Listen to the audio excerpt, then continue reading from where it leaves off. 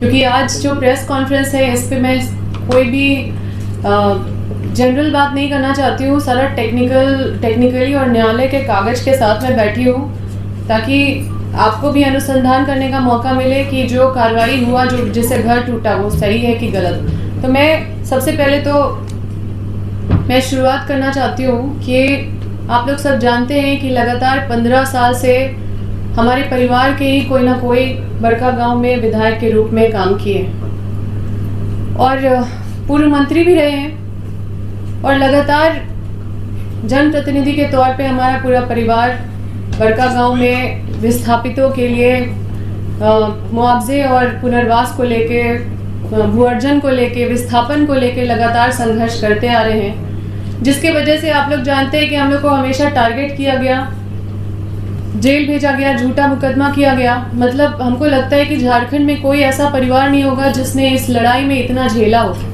आप सोचिए कि पिताजी पूर्व मंत्री श्री योगेंद्र साहु जी को दुमका जेल में रखा जाता था, माता मेरी रामगढ़ जेल में रखा गया था और मेरे भाई को रखा गया था हजारीबाग जेल में। जिस परिवार पे इस तरह का दौर गुजरता है वो परिवार समझ सकता है कि क्या होता है इसका मतलब। और 7 साल उनको जेल का यातना भी झेलना पड़ा, जेल में भी कई तरह के टॉर्चर किए गए। उसके बाद लगातार हम लोग संघर्ष करते ही रह रहे हैं और अभी भी हम लोग इस लड़ाई में हमेशा कहीं ना कहीं अकेला महसूस करते हैं। और उसके बाद देखिए, राज्य सरकार और केंद्र सरकार का इस मामले में हमेशा उदासीनता देखने को मिलता है। विस्थापन के मामले में हो या फिर जो पुनर्वास या भू अर्जन से संबंधित जितनी भी समस्याएं हैं उस पर हमेशा देखिएगा केंद्र सरकार और राज्य सरकार की उदासीनता है। अब एनटीपीसी, अडानी और सीसीएल जैसी बहुत सारी कॉरपोरेट कंपनी है जो आज कॉरपोरेट माफिया बन चुकी है और पुलिस प्रशासन के सहयोग से ये लोग रैयतों को तरह तरह से परेशान कर रहे हैं और मुआवजा और पुनर्वास से वंचित करते आ रहे हैं। अब इसमें सारी रैयतों में से एक रैयत हम लोग भी हैं। अब हम सबसे पहले तो आपको ये दिखाते हैं, ये सरकार का मिनिस्ट्री ऑफ कोल का एक क्लैरिफिकेशन, स्पष्टीकरण का एक चिट्ठी है जो सिर्फ मिनिस्ट्री ऑफ कोल का नहीं है बल्कि ये विधि विभाग, और ये आपको कागज दे देंगे, ये विधि विभाग और लॉ एंड जस्टिस से भी ये एडवाइस लेके ये क्लैरिफिकेशन है। इस पे एक राजपत्र भी निकला है, जिसको राजपत्र को आप क्या बोलेगा, लॉ ऑफ लैंड होता है, तो भारत का राजपत्र भी निकला हुआ है कि अगर 2015 के पहले अगर मुआवजा नहीं मिला है तो 2015 के बाद 2013 लागू होगा, कोल बेरिंग एक्ट लागू नहीं होगा। ये राजपत्र आप देख सकते हैं और ये क्लैरिफिकेशन भी देख सकते हैं जिसमें स्पष्ट लिखा हुआ है और हम इसमें अंडरलाइन कर दिया। आप बस इस लाइन को पढ़िएगा कि 1/9/2015 के पहले अगर मुआवजा मिल गया है तो फिर वो कोल बेरिंग एक्ट उस पर फॉलो, मतलब अगर मिल गया है तो वो कोल बेरिंग एक्ट चलेगा। लेकिन अगर 1/9/2015 से पहले अगर मुआवजा नहीं मिला है तो उस पर 2013 लागू होगा। ये डॉक्यूमेंट आप लोगों के लिए है। हम लोग लगातार संघर्ष किए और हमारा संघर्ष का नतीजा ये भी है, लोग बोलेंगे हम लोग लड़ते रहते हैं, कभी कोई बोलता है कुछ, कभी कोई रूमर उड़ाता है, लेकिन हम लोग के संघर्ष की वजह से आज बड़कागांव में 3 लाख मुआवजा से लेकर 25 लाख मुआवजा पूरा बड़कागांव अगर उठा रहा है तो हमारा संघर्ष का देन है।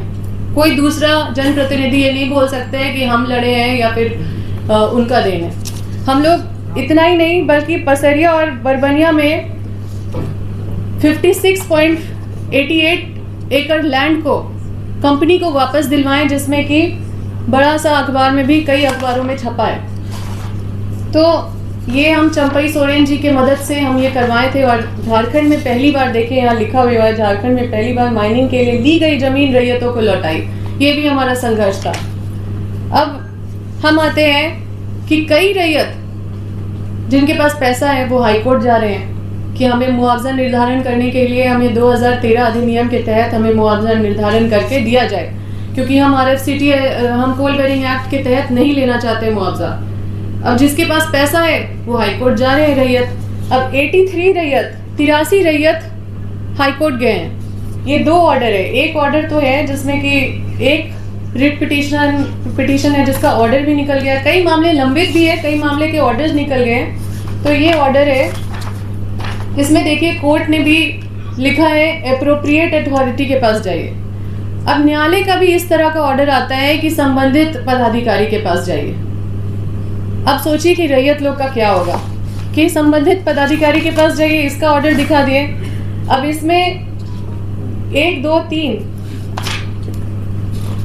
मतलब कि 5 रिट पिटीशन को क्लब करके एक ऑर्डर निकाला गया, जिसमें कि इसमें साफ साफ लिखा है कॉम्पिटेंट अथॉरिटी के पास जाइए और claim along with document as per new act. New act लिखा हुआ है, नया कानून क्या होता है 2013 है, तो उस हिसाब से मुआवजा लेने के लिए संबंधित अधिकारी के पास जाइए। और कौन संबंधित पदाधिकारी, इसमें हाईकोर्ट भी नहीं लिखे हैं। तो आप सोचिए कि जिनके पास पैसा था वो ये ऑर्डर ले लिए हैं, जिनके पास पैसा नहीं था वो हाईकोर्ट नहीं गए, और हाईकोर्ट जाके भी क्या फायदा, क्योंकि उनको भी इसी तरह का ऑर्डर मिलेगा। और डीसी के पास जब जाया जाता है इस ऑर्डर को लेके तो डीसी भी कोई कार्रवाई नहीं करते। और ये नया कानून जो है, हम इसमें भी अगर आप देखेगा कि इसके हिसाब से अगर सक्षम पदाधिकारी देखेगा तो यहाँ पे कलेक्टर लिखा हुआ है, तो कलेक्टर है संबंधित पदाधिकारी। अब रैयत जाए तो कहाँ जाए, क्योंकि अंधा गूंगा सरकार में अगर इस तरह का ऑर्डर आएगा और सरकार पूरी तरह से अंधी और गूंगी रहेगी तो ऐसे में रैयत को न्याय कैसे मिलेगा।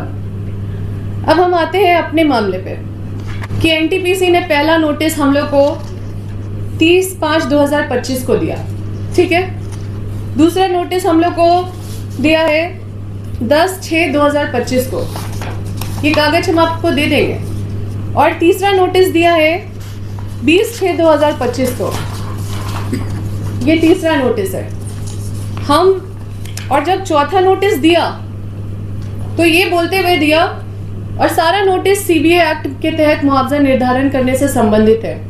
सारा नोटिस में लिखा हुआ है कि सीबीए एक्ट के तहत मुआवजा निर्धारित करने के लिए आप आइए और मुआवजा निर्धारित करने में हमको सहयोग कीजिए।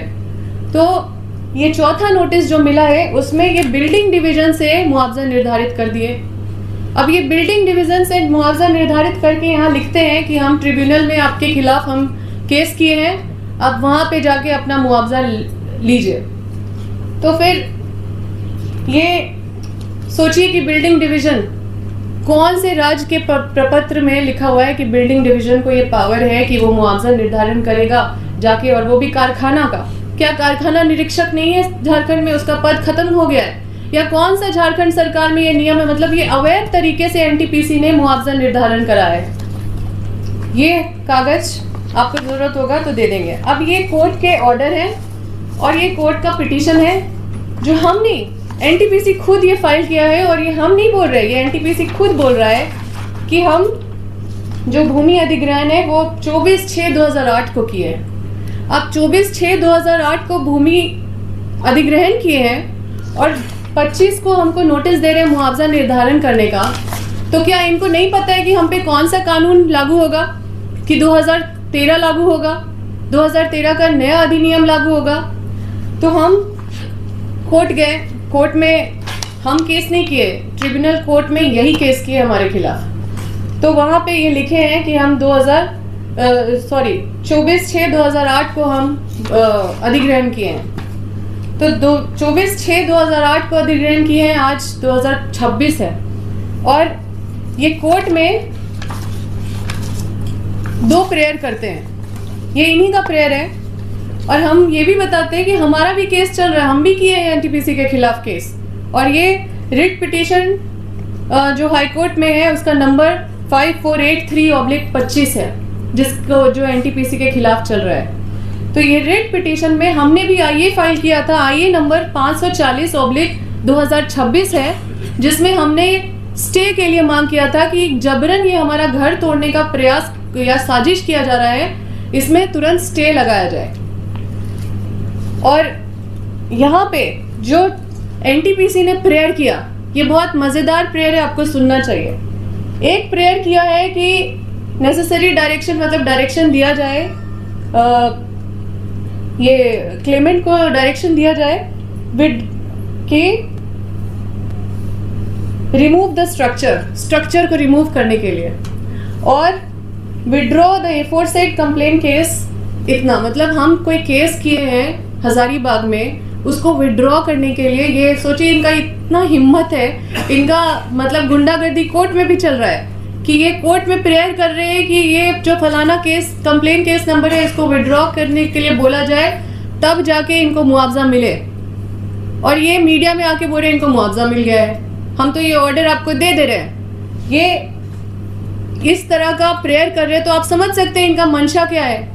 हम ये ऑर्डर शीट भी लाए आपके लिए, जिसमें ये डेट देखिए कि इतना तारीख को 16/7/25 को ये केस दर्ज किए हैं, और हम खुद 24 को हम प्रेजेंट हो गए हैं कोर्ट में, और हम भी इनके खिलाफ हम फाइल किए हैं। और उसके बाद 13 तारीख को जब हम प्रोटेस्ट के साथ चेक लेने के लिए हमारे पार्टी गया, जब योगेंद्र साहू जी प्रोटेस्ट के साथ मतलब विरोध के साथ चेक लेने के लिए जब कोर्ट में गए, तो इन्होंने तुरंत एक उसी दिन पिटीशन डाला कि इनको चेक नहीं मिलना चाहिए, पहले ये केस वापस ले, पहला, और दूसरा कि अपना स्ट्रक्चर खत्म करे। 14/3/2026 को इनको नोटिस मिला, और 19/3 जैसे ही इनको स्टे का नोटिस हाथ में मिल गया, 19/3/2026 को ये जाके 2000 फोर्स के साथ घर को ध्वस्त कर दिए।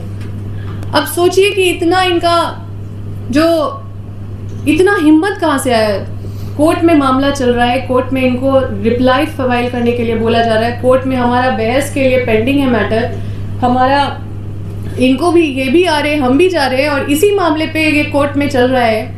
आप सोचिए कि जो हमारा संविधान का जो 14 अनुच्छेद है, जिसमें right to equality before law, मतलब कानून के नज़र में सबको बराबर, और अनुच्छेद 21 जिसमें कहता है कि right to life and personal liberty, जिसमें कि हमको सम्मान से जीने का अधिकार है, और जब तक कि कोई न्यायिक प्रक्रिया नहीं हो तब तक हम मतलब हमारे जो स्वतंत्र जो अधिकार है उस पर कोई बाधा नहीं डाल सकता है।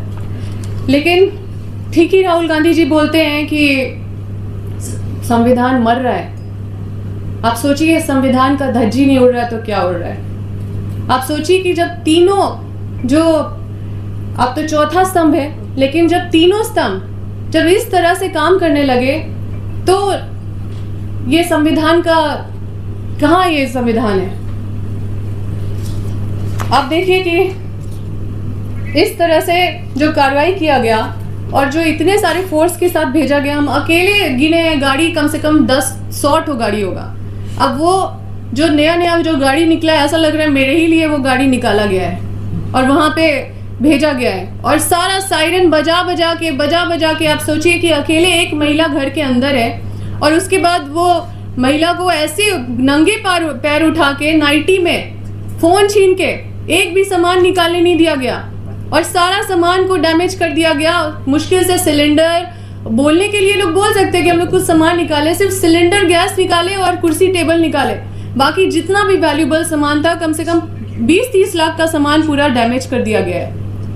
और जो भी डैमेज सामान भी कुछ लोग वहां पे निकाल के रखे थे, उसको भी पुलिस उठा के ले गया।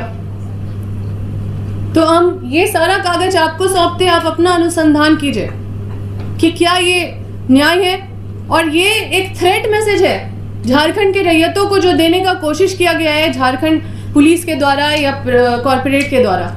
आप सोचिए कि एनटीपीसी के मतलब ये एनटीपीसी के पॉकेट में पुलिस प्रशासन, प्रशासनिक ऑफिसर या पुलिस ऑफिसर या सरकार, क्या एनटीपीसी के पॉकेट में नहीं है? ऐसे ही इतना सारा फोर्स आ जा रहा है। और हमारे माननीय मुख्यमंत्री जी, क्या वो पुलिस मंत्री नहीं है? क्या उनके बिना संज्ञान में आ जा रहा है? क्या एक बार भी मेरा सूद लिए कि क्या दिक्कत है? हम किसके लिए लड़ाई लड़ रहे हैं? ये हमारा व्यक्तिगत लड़ाई नहीं था। हम दूसरे का भी लड़ाई जब लड़ रहे थे तो समझौता कर लेते थे जो रैयत है, क्योंकि वो गरीबी में थे, उनका झोपड़ी टूटता था, घर टूटता था, तो उनको कुछ हल्का फुल्का मुआवजा मिलता था, तो हम उनकी भी लड़ाई लड़ते थे। और उसके बाद फिर पता चलता था कि 2-4 लाख रुपया लेके वो बोले मैडम हम लड़ नहीं पाएंगे, छोड़िए ना। तो हम इस लड़ाई को उस आधार बना के पूरे क्षेत्र का लड़ाई, पूरे समझिए पूरे झारखंड का लड़ाई, इसी लड़ाई को हम समझ रहे थे। लेकिन हम ये भी बता देते हैं कि इन सबको हम जवाब देंगे, क्योंकि हमारे लड़ाई में कहीं पे भी कोई बेईमानी नहीं है, और हम लोग पूरा परिवार पूरे अपने आप को झोंक दिए हैं इस लड़ाई में। और आज हमारा अगर कोई साथ नहीं दे रहा है, उनको भी एक दिन जवाब देना पड़ेगा, और हम अकेले भी ये लड़ाई को लड़के और उनको जीत के दिखाएंगे। और ये जो कार्रवाई हुआ है इसका घोर निंदा करते हैं। और हम आपको पार्टी के विषय में भी हम अलग से हम प्रेस कॉन्फ्रेंस करके उनसे पूछिए, ये तो उनकी बात है, ये हमारी बात नहीं है। लेकिन हम आपके पास जो भी आए हैं न्यायालय के दस्तावेज के साथ आए हैं। अगर एनटीपीसी सही है तो इसी तरह से बैठ के न्यायालय का दस्तावेज लेके, जो ट्रिब्यूनल कोर्ट हो या हाई कोर्ट का कोई भी ऑर्डर दिखा दे जिसमें उनको लिखा हुआ है कि जबरन वो मतलब हमारा घर तोड़ सकते हैं या जबरन वो पुलिस प्रशासन को ला के हमारा घर तोड़ देंगे। और उन्होंने न्यायालय से ये भी बात छुपाया है कि उन्होंने ऑलरेडी हमारा कारखाना तोड़ दिया है। उन्होंने कोर्ट से छुपाया है, कोर्ट में इस बात को पूरी तरह से छुपाने का कोशिश की है कि कारखाना वहाँ पे जो फैक्ट्री है पूर्व मंत्री योगेंद्र साहु जी का, उसको 1/8/2025 में ही ध्वस्त कर दिया गया बिना कोई नोटिस का। और आज आप लोग को मीडिया बाइट देते हैं एनटीपीसी के लोग कि हम लोग तो मुआवजा दे दिए। तो हम ये सारा चीज आप लोग को पास रख दिए हैं और इस तरह से हम आपको बता रहे हैं कि एक मतलब देने का जो कॉर्पोरेट ने कोशिश किया है कि जब तुम्हारे नेता के साथ हम ये हालत कर सकते हैं तो तुम लोगों का क्या हालत कर सकते हैं। ये जो थ्रेट मैसेज देने का कोशिश किया गया है ये सब कोई समझ रहा है और इसकी लड़ाई तो हम लड़ेंगे और सबको इस पे सबको कोर्ट पे घसीटेंगे और सबका धज्जी उड़ेगा।